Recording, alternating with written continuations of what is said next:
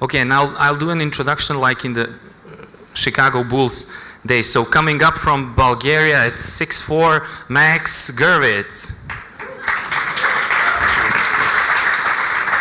Max, please, could you say a few sentences just about yourself so the guys can know a bit about who I background? am? Right. So I've been living in Bulgaria for the last 2 years. Otherwise, I was born in Russia, grew up in the States and in the Netherlands. I have come to the realization a couple of years ago that probably this region is one of the best places to build early-stage startups. That's something that I've been working on in these 2 years. Before that, I had a startup which I had exited in the Netherlands. We did something very boring, online legal services. And basically, for these last 2 years, I've been as involved as much as I can in helping startups grow in Southeastern Europe. I've been involved very heavily with 11 Startup Accelerator. You can see there on the first row, Dylan Dimitrov, raise your hand, who's from 11, so he can tell you everything about 11. And in the past couple of months, I've been working on a new gig, which I hope I can tell a little more about in the next 2 months, in about 2 months from now. Okay, thanks, Max.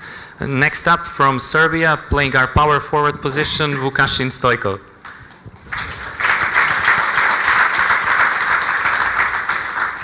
Hi everyone, thanks Vanya.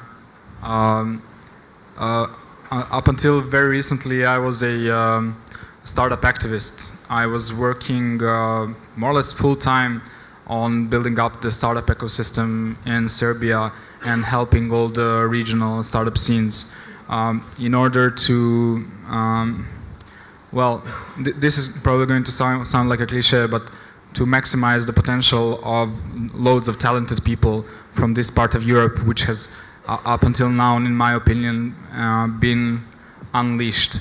So hopefully what we've all been doing in the last couple of years and what you guys are doing pretty awesomely with this conference is going to result in a lot more innovation and cool solutions to the world's problems. I'm not sure what I want to end the sentence with, but I hope you as long as you mention world peace, everything is okay, man. I can't go there now. Thanks, Vukašin. And at the point guard position, coming from Croatia, our experienced sailor, Ivo Špigel. Hi, Vanya. Just in a few short words, about.me/Ivo Špigel. That should do it. And that's it. Yeah. No, thanks a lot for the invite.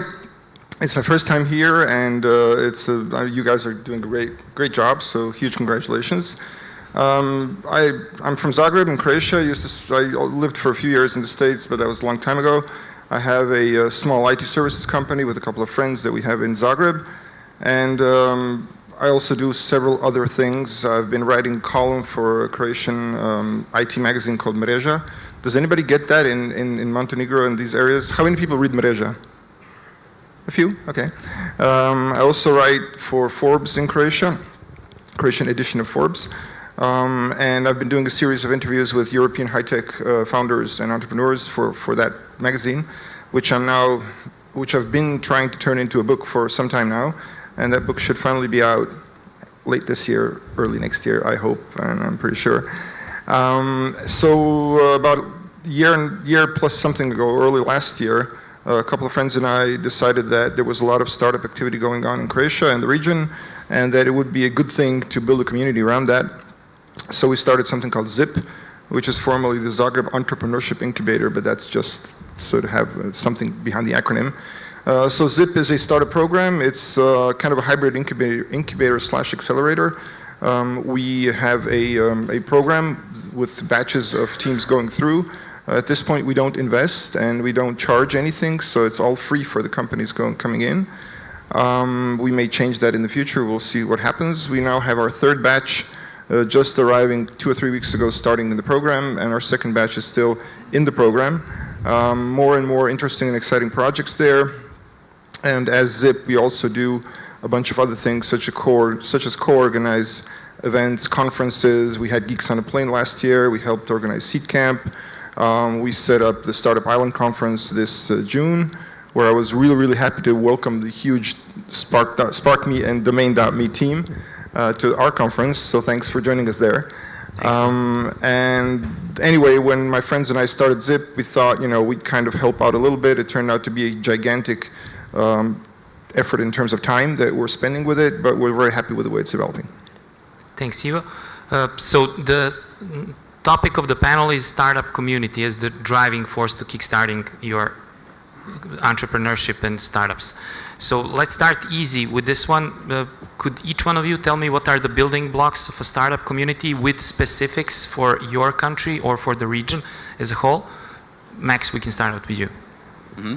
Well, to be honest, I don't think that the countries matter so much to start with. We have definitely seen in Bulgaria, because we were lucky to have a couple of those building stones present, that we get interest from a lot of people from the region to actually come and build companies in Bulgaria. Definitely, I think that Dr. Opper mentioned it this morning in his keynote. There are a couple of fundamental funding blocks that you will see in every single community.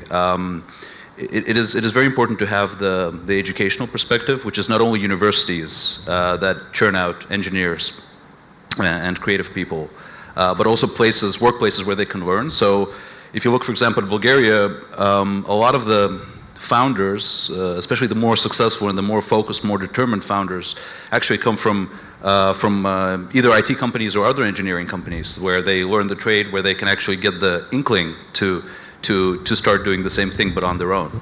So that is very important. Obviously, the presence of funding is pretty important. This is something that, interestingly enough, has changed a lot in the past couple of years.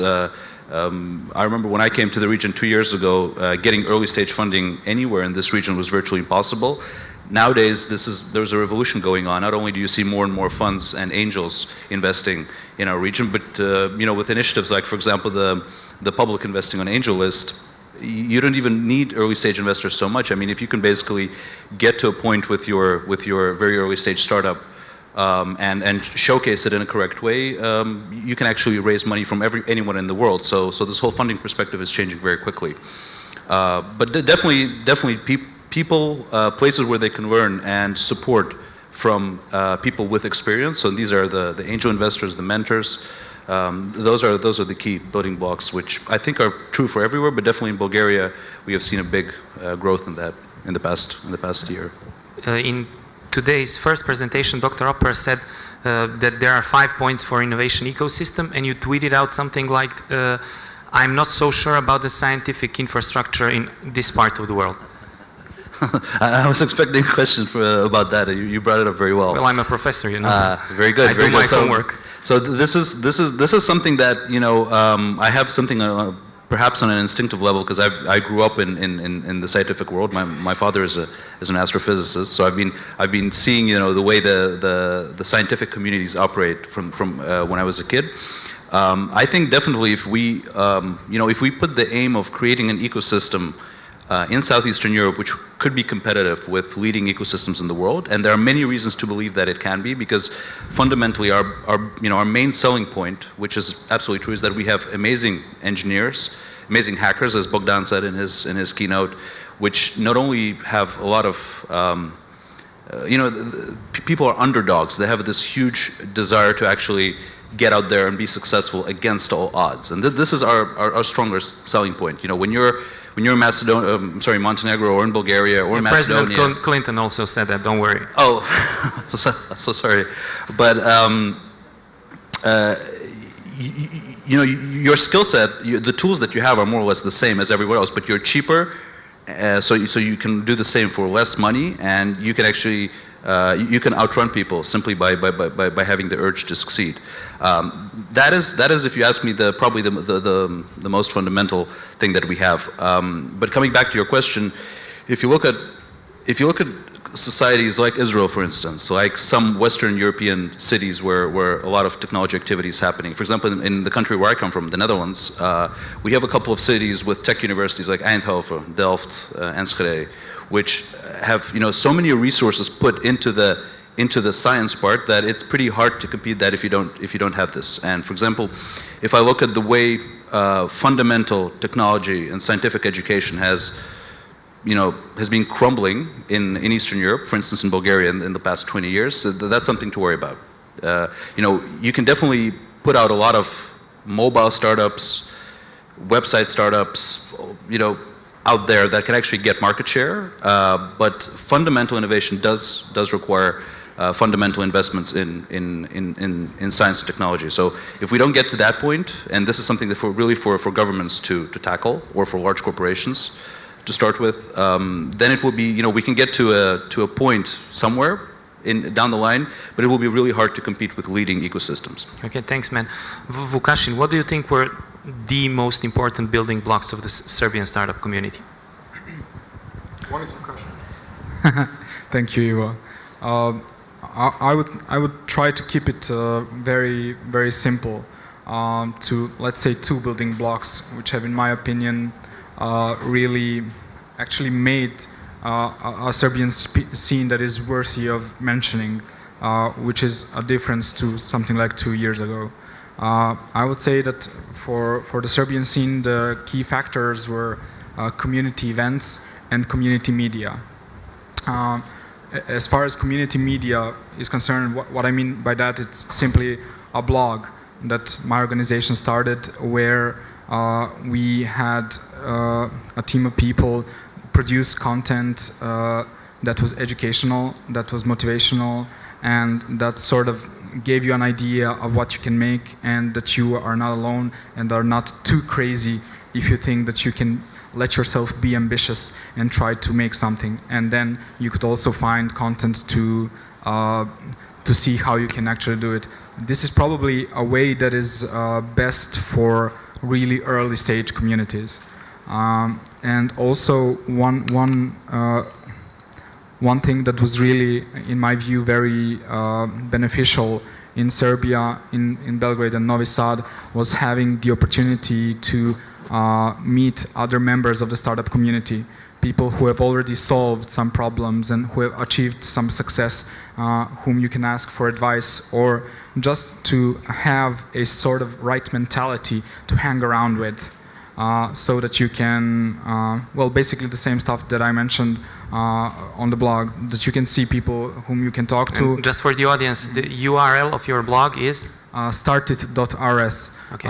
The difference being that the one thing that you have to keep in mind is that it's in Serbo-Croatian. So for people from outside of this region, you probably won't understand anything. I don't think Google Translate would do it justice, but there's a lot of blogs in English, but in local languages there aren't as many. And I really think that the effect of those two sort of accesses, having a place where you can get new knowledge and having an opportunity to meet other founders and people who are experts in their fields, that this was really, really very important. Ivo, apart from Zip, what else was crucial to the success or the founding of Croatian startups? Well, we are having some successes, but it's very, very early days, and they haven't proven themselves. They've been just in the media. But talking about building blocks, I like when I can to tell stories. As you joined us on Hua at the Startup Island conference, as you know, Ben Looney was there, who is the European editor, technology editor for the Wall Street Journal. And Ben and I were chatting on this lovely terrace hotel, pretty much like this one. And I explained to Ben that it was a really important day for the entrepreneurial community in Croatia, because on that day when we were talking, a new law was being introduced into practice in Croatia. And this law, for the first time, would allow companies to be formed and registered without having a Croatian name. So the first time you could have, let's say, Truck Track as a DOO in Croatia. And Ben was like completely amazed, and he asked me, is this really true? And maybe he didn't understand.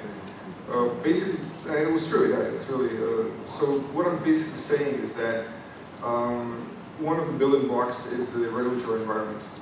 And the regulatory environment in all of Europe, and especially in our region, and I think particularly, at least in Croatia, at least that's one I know best, has huge obstacles for entrepreneurship and particularly startup companies. As another example, about 4 or 5 months ago, a man came into my office where I work in my day job in Perpetuum in Zagreb, And he came to my desk with an instrument, and I was kind of staring at him, what is he doing? And he put the instrument on my desk to measure the amount of light that was in my room, in my desk. And the reason he came in is that there is a law regulating work conditions in Croatia. And that law states that you must have a minimum of some amount of lux on your desk. Otherwise, you can be fined. So as an employer that have 30 people in my company, to follow that law, I guess, I don't know, each person should have a table that goes up and down. A table should be a minimum amount of distance from the windows. So there's a huge number of provisions in that law that no real company can actually follow. So basically the inspector can fine you anytime he chooses to, and it's just up to his voluntary thinking whether he wants to come in and find 1,000 different reasons why you're breaking the law. So the regulatory environment is important. It's improving very slowly, but throughout Europe I think we have this problem. It's not just region, and that's a huge obstacle in terms of starting a startup. Other building blocks, obviously, I mean, talent and capital are the most obvious ones. Capital, as Maxim mentioned, has changed dramatically recently, not in all countries. So in the ex-Yugoslavia countries, there is only one VC fund operating in all of the 6, 7, whatever number of former countries, and that's RSG out of Slovenia. Our dear friend Jure Mikuš couldn't make it this year, but he's so tweeted sorry. out. So this is changing. We now have regional funds that are operating throughout the region. I think we have by now 7 Croatian projects that are in either Launch Hub or 11 in Sofia, which is great. We have other instruments coming on stream in the next several months, regional and local to the countries. So that's changing, and as Max said, global capital is becoming increasingly available. Seedcamp is scouring, the cities looking for talent like Lukashen's project. But still, having local investors is nevertheless important, as close as London may be, and as easy it may be to get there. I think we're going to have a huge step forward in the next couple of months with more local investors present. And finally, just a comment on academia. We were very lucky to be able to host Dr. Upper several months ago in Zagreb. And in his talk there, he mentioned the role of universities and how universities should adapt to the new environment and be conducive to startups and entrepreneurship. And we were actually, his talk was held at the university building in a space that ZIP is also using for our activities. And I was kind of chuckling to myself because although we value our partnership with Zagreb University very highly, the fact is that, aside from a few exceptions, that particular university is extremely, I would say, anti-entrepreneurial. So when you talk to people on the university about commercializing their research, about going out into the market, about making researchers and professors and academics into entrepreneurs and encouraging them to do that, people stare at you like you're coming from the planet Mars. And I don't know the other universities in the region that well, but my suspicion is that it's not very different. So in that sense, although our universities are producing very talented people, I mean very well-trained and educated people, the entrepreneurial spirit that is present in the best global universities is far from anything you can find here. I was reading, I believe it was Fred Wilson's blog just a couple of days ago, where he said our university is the new VCs. And if you think about Zagreb University as a kind of VC, it's such a bizarre idea. It's like looking at a surrealist picture from, I don't know, Dali or some Dadaist painter. So the academic world, I'm afraid, needs to go through huge changes and has been, at least in Croatia, super resilient to any kind of change from within. Okay. This guy is gonna leave me without a job until this conference is over. Guys, I think we're doing good, but somehow we're lacking some energy. Do you feel it also? Jump up. Do you feel that we need somebody else on the stage with us also? I think I know who you're referring to. The guy from the last night? Yeah. Okay, so we desperately need our friend Bogdan from Romania on the stage also. Bogdan, come on. Bogdan, come on. Get us on the floor. line right here, or you can do a Gangnam With a Style or football. whatever. So first of all, can I get a microphone? I can stay over here. Excellent, thank you. So I'm not the guy from last night for you. Yeah, you're sober right now, don't worry. So you, I mean, You're the same guy. You have to change that. There's just one thing that I wanted to add. Since we mentioned that education, it's too early to judge the effects of this particular project on certain startup ecosystem. But so far, the effects of Startup Academy, a project of my organization, which is just what you think it is. It's an organizational program, a 3-month-long program for people who want to build startups, has been really exceptional. And one of the best things that we've ever done. 2 startups that came out of that program out of 10 have already been funded. Others are still working on that, and they would not have existed if it wasn't for this program. So there's this one guy, and Bogdan probably knows his name, who said, entrepreneurship cannot be learned, but it must be thought. Perhaps education is one of the things that has its place in at least early stage startup communities. Yeah, but there's also another saying in the academia world. They say those who know, teach, or do. And those who don't know, they teach entrepreneurship. We mentioned talent, and we also mentioned capital. But last night when we guys were talking, both of you, Bogdan and Max, you mentioned the lack of commitment. So we'll give it up to the new guy first. Can you tell the audience what you mean by the lack of commitment in the region? So one thing that you see right now is that there are a lot of money, and there will Can be. you repeat that, please?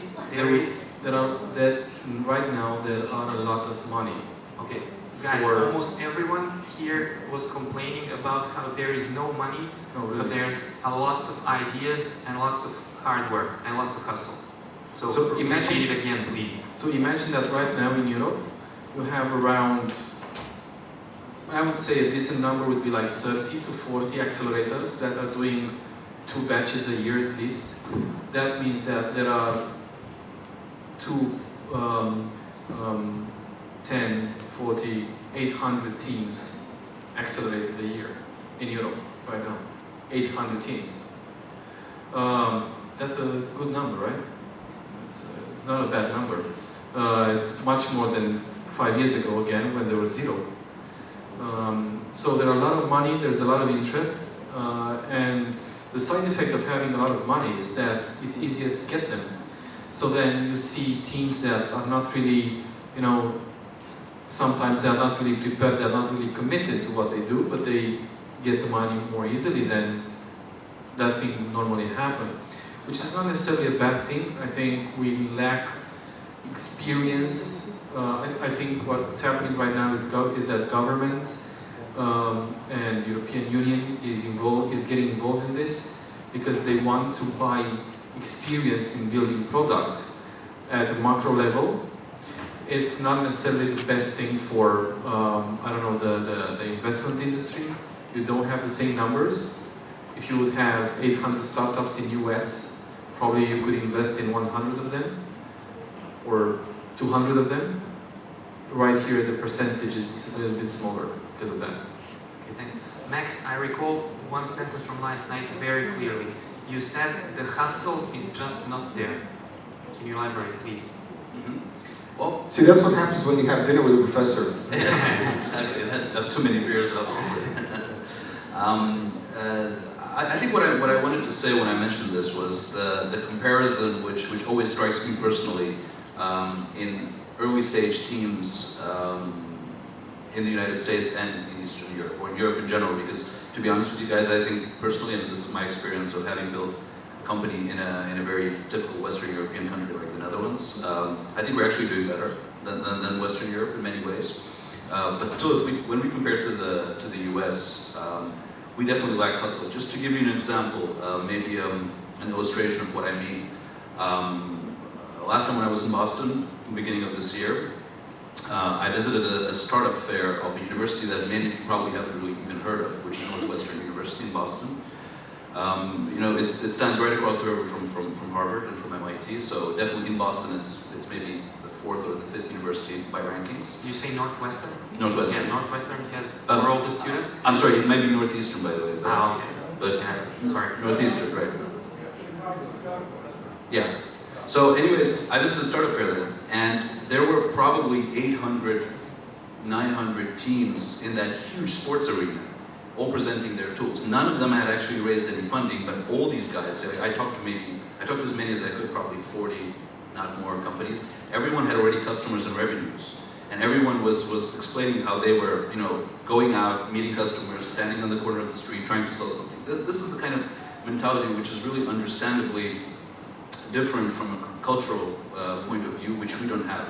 What I notice a lot when I speak to entrepreneurs in this region is that people have this almost natural tendency to kind of sit back, to not expose themselves, And I think that one of the biggest risks with what we're doing, and we are kind of making that risk bigger, is that by providing venues for startups to grow, by providing funding, providing places to grow their businesses, to start their businesses, people are kind of naturally inclined to take it as a cushy seat and sit back and kind of wait for things to happen.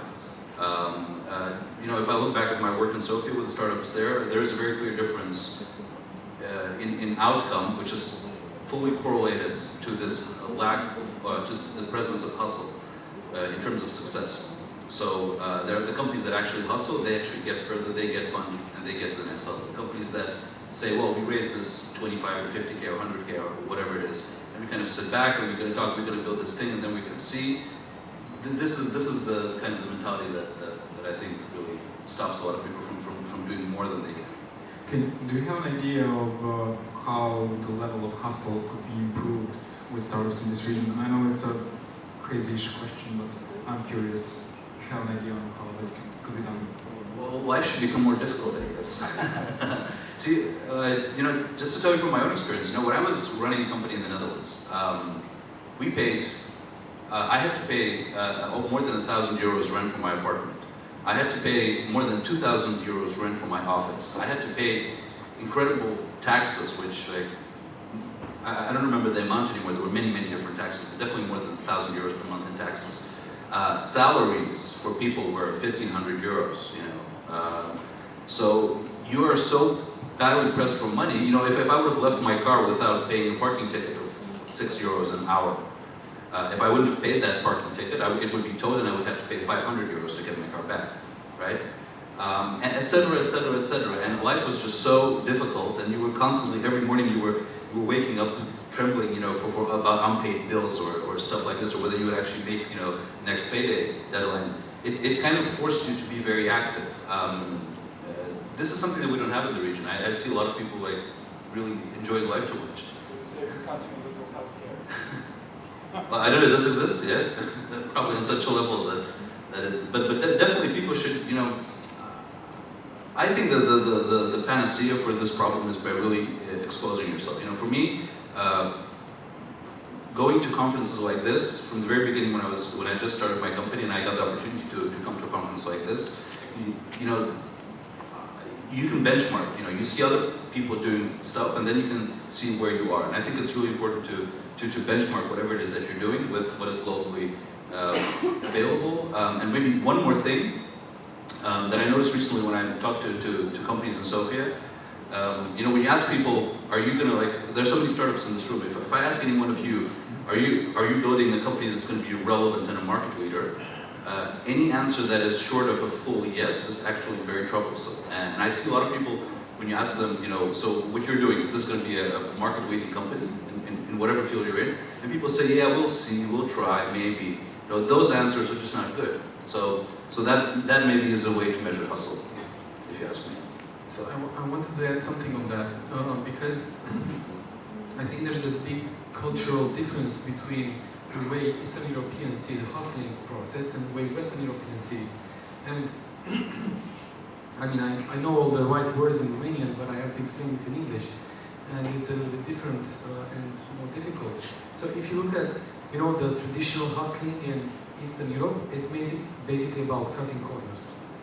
If you look at the Western Europeans' tradition of hustling, it's about being persistent, being focused, being determined, being driven. It's totally different. What we understand whom hustling versus what the rest of the world is, well, the Anglo-Saxon world is understanding. Hustling is really, really different. And I think this is something really interesting, because if you talk about hustling with people around here, you see a lot of highly educated people who say, well, this is not the polite, correct way, civilized way to behave, right? You shouldn't be a hustler. That's not the right way. So you should actually be a hustler, but a more Western hustler than an Eastern hustler. Bogdan mentioned persistent, and you tweeted out today that there's a big difference between being stubborn and persistent, and you mentioned Rovio and Angry Birds. Could you elaborate on that and add up what you said? Well, you know, we always have these conferences and mentorships in our programs, and basically send out conflicting messages to the startups. And obviously it's up to them to decide. And so one message is, you know, you have to fail fast. It's okay to fail, nobody's going to kill you. Although I have to mention on top of failure, until very recently in Slovenia, if your company went bankrupt, you were not allowed by law to start another company for 10 years. So I think they changed that recently, I'm not really sure, but similar laws are, I don't know, but I think there's something similar in Spain, so again, throughout Europe. So, you know, failing fast is okay, but it's up to the entrepreneur to really determine for himself, nobody can do it for them, whether what they're doing is so good and nobody really understands it, that they have to continue doing it until they finally get it right, or, you know, or they're deluding themselves and what they're doing just doesn't make sense. And it's not always a very clear difference. And some of the most successful entrepreneurs are the ones that have been, you know, extremely persistent. I think, you know, outside of the startup world, Microsoft is a great example. Many of their most successful products were total, you know, crap starting out, like SQL Server. And then over the years, they kept doing it until they got it right and had a great product. But I want to take a poll with the audience. So how many people are, we had this question before, I want to ask it again. How many people are actively involved with a startup as team members, founders? Okay, put up the hands really high up, okay. So now keep the hands up. And now out of those of you who are, put your hands up, how many of you are doing this startup while having a job or being a student at the same time? Okay. Now, out of all of you who, put your hands back up. So out of all of you, how many would be willing to quit your job tomorrow or leave college to do the startup full time? No revenue yet. Okay, so that's good. I mean, it's good to see those hands. The reason I'm asking that is that you talked about commitment. What we've seen in ZIP, in our programs, is that very often the startups are mixed between students and people who have jobs, and sometimes they're simply reluctant to let go. So they're just too reluctant. In fact, we had one team in our first batch that was amazing. They had a community of ladies blogging about cosmetics, and their numbers are just sky high. They have like 150,000 audience, and they're whatever numbers you want to track in terms of how popular the blog is, the Facebook stats, everything's fantastic. And we try to push them and to urge them, for at least one or two of them, to leave the jobs they're doing now and start monetizing that. And they wouldn't do it. They just didn't have the guts. And this is something that we've seen more than a few times in our experience. So again, a small anecdote. I was reading in the spring of this year when Andrew Mason got kicked out of Groupon. And the article started something like, 4 years ago when Groupon was founded. And I stopped reading right there, and I started thinking, and my head just started spinning. Because now, regardless of the whole issue of the Groupon business model, blah, blah, blah, blah, blah, nevertheless, here's a company that was founded 4 years ago. My impression was just, kind of subconsciously that Groupon had been around forever. And it must have been started like 20 years ago because it had become such a massive force. It had gone so far in those 4 years. IPO, zillions of clones throughout the world, blah, blah, blah, blah, blah. So when I think about what some of the projects that I know in the region, in Croatia and in our countries, have accomplished in 4 years, many of them have actually not gone that far, although they've been around for a year, 2 years, 3 years, 4 years. So for me, that's kind of a measure that these teams are simply not, for instance, not consistently enough looking for funding. I know a number of really great teams that are, doing well, profitable, they're always kind of around positive zero, and when I ask them, are you looking for funding? It's like, not really, we're kind of, doing okay. And there's some tremendously potential projects that, again, we talk to them in different situations, and the need to get funded and use funding as a growth mechanism is just not perceived clearly enough. Now, obviously, not all startups have to have funding. Some can bootstrap, and Serbia is a great example of that. But like somebody said in one of their articles recently, it's an outlier. So not everybody can do a Nordeus. I mean, Branko and his crew are amazing, but if you put that up as an example and you say, don't take money unless you really need it, my question is, how far and how fast are you going to grow with or without money? It's just a tool. And too often the answer is, well, we're not actively seeking funding, and that basically translates to 3 or 4 years down the road, we're still 5 guys, and our growth is kind of going like that, and it's not too bad, but it's not too good either. So what we were trying to do, at least myself and my friends in Zip, we're trying to really push and pressure the teams that we're working with and the teams in our community to think more aggressively about funding and about growth and about basically being global players. Guys, you have Balkan startup celebrities right here on stage. It's your opportunity to ask questions now. Okay, we have one hand there. Can somebody please get this guy a mic?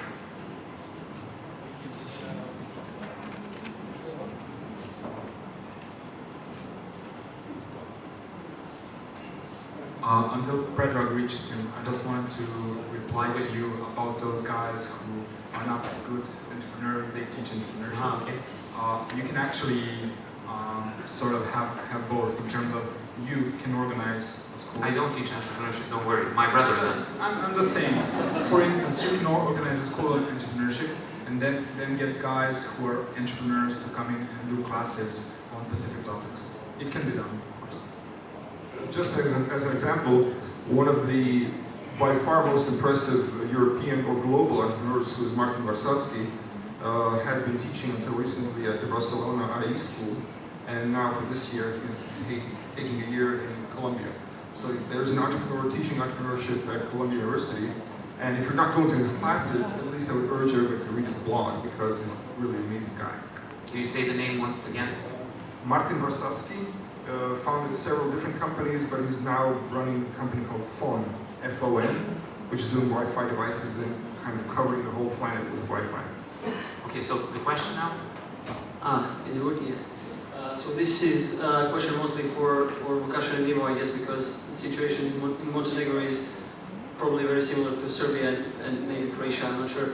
If somebody was to ask you now to advise them, and would you tell them, if they had a product, would you tell them to start a company, build a product, and then look for some funding, or maybe go straight through accelerator? And another question, if you're going through accelerator, do you need to have a running company, or maybe that can come later? Okay, the first question was whether to look for funding? No, whether to start a company, then build a product, Build look for something funding, first, or and then go look for through accelerator. Well, In Montenegro. you're probably going to need a company once you have revenue coming in. So don't start a company too soon, because you're going to have costs, accounting, blah, blah, blah, blah, blah. So once you have the product up and running and you have customers and they want to pay you money, that's a good time to start a company. In terms of whether to go into an accelerator or not, generally there are always, of course, exceptions, but as a general case, I would very much encourage you to look, there are good programs in the region, including our own. So yeah, I would encourage everyone to very seriously look at an accelerator startup program if they can get into it. More and more it's the case, and I guess Max and Dugan can comment on that further, more and more it's the case that even to get into an accelerator, you need to have a product, you need to have traction. So various accelerators have different levels of startups they're typically focused on. So Zip, for instance, is more like a pre-incubator. So teams coming into Zip often don't have a product yet, they just have a demo or a beta or something like that. And for some others, like Seedcamp, you're probably going to have something up and running and live, traction and customers. Not always, but probably. So accelerators tend to be very different. But I would absolutely advise to take a very good look. Look wide. Teams are going to Finland to start up sauna, from China, from Italy. People are going to Italy to Techniques. So different accelerators have different models, different costs, and different typical things that they look for. But I would encourage you to look at it really seriously and see whether it fits or not. And just a second question? The question was if when you're going through seed, do you need through accelerator? Do you need to have a company, or that depends maybe on the accelerator? Not necessarily a company. I mean, in most accelerators, you don't need to have a company. Okay, thanks.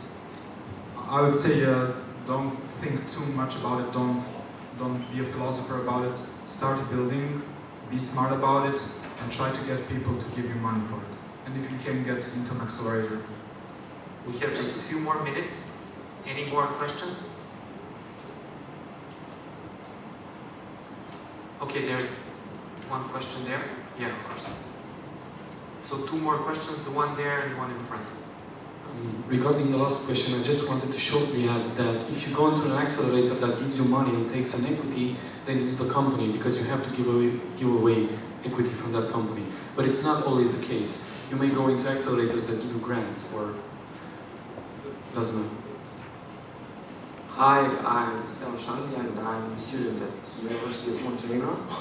And I don't have a question actually, I have something to mention about startup situation in Montenegro. Well, actually, I can't assemble a team, and I think that's a big problem because we don't have a lot of hackers. We have hackers and good ones, but we don't have a lot of them. And the second problem is that at my university, at my college, I don't learn anything about the leadership economy of marketing, and I don't know anything about that. So it's a very big problem to assemble right team. So is there anything to do about that, and where to find my...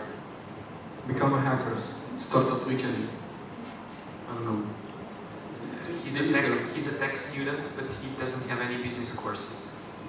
So I think that's a big problem all over the region, as far as I know. In some countries, for example in Sweden at KTH, you can study tech, but you can also have big courses from Stockholm School of Economics. Or you can study at the Stockholm School of Economics and pick your courses from KTH, if anyone... Just to make you feel better, finding co-founders is a problem everywhere. So Tel Aviv, San Francisco, Beijing, Zagreb, it's always a problem. So you're not alone. There's a small example just to give it inspiration. Marija Janic, who is going to be presenting one of our startups, presenting later this evening or to the afternoon. His first startup, called SixSync, was himself and another guy. The other guy was from New Zealand. So it was Marija and Osijek and his co-founder in New Zealand. Another guy from Osijek,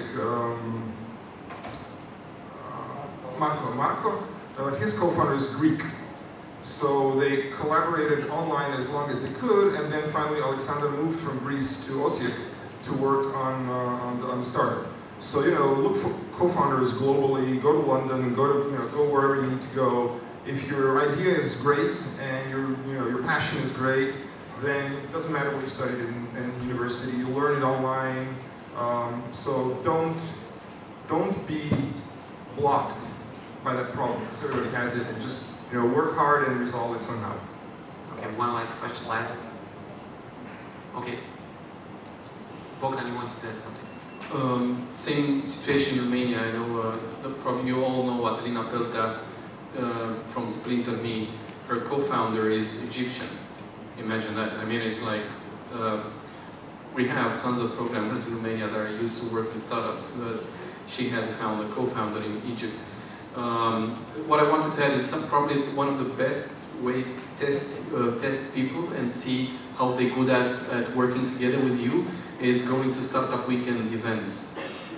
You can meet new people, you can work with people that you already know, and you have 48 hours basically to figure out if there's chemistry, if you can work together, if you can do stuff together. That's a very good experiment, and it takes only 48 hours. Okay, we need to wrap this up. Since we have lots of students in the room, can you please all give one last sentence, like a message to them? Try it. Don't come up with any excuses not to do stuff. I regularly catch myself doing it. It's a daily fight that I fight. Every time you have an achievement, there's always this pull to actually, stop running faster. You actually gotta, run faster. The gentleman who just mentioned that you can't find co-founders, well, yeah, it happens. Just look for them wherever you can. Just never give up and never let it become softer. Thanks, Lukasz. I would recommend to all students to try and work on developing their own communities, to organize startup events, to perhaps produce content about startups. And for myself, I've been doing that obviously for a couple of years, and this ended up with me getting one of the best co-founders I could have gotten in my location. So that might be an answer to your question. Perhaps through working on to help your community, you can not only provide benefits to your community, but also get benefit for yourself by attracting the best people around you to do something with you. Okay. And our sailor, to wrap it up. Well, my recommendation to students is like this. First of all, read the financial news, The Economist, Financial Times, etc., and look at what country you're living in, and that includes Spain, Italy, Croatia. All of our countries are deep in the pits. So there's this gigantic economic crisis throughout the world, and especially here in this Mediterranean region. So just by coming to this conference, that means that you have an interest in startups, entrepreneurship, which absolutely means that you're well on your way to pulling away from all that crap around you. So absolutely your best chance of not being part of the statistically unemployed 50% of Croatian or Montenegro youth or whatever, absolutely your best chance is to get into a startup project, become an entrepreneur, join somebody who's doing that, or do something yourself. It's really hard, and the chances of failure are high. But then if you fail once, you fail twice, you'll succeed the third or fourth time. So that's totally the best thing you can do. And when it comes out, buy Ivo's book. Thank you, and clap it up for the guys.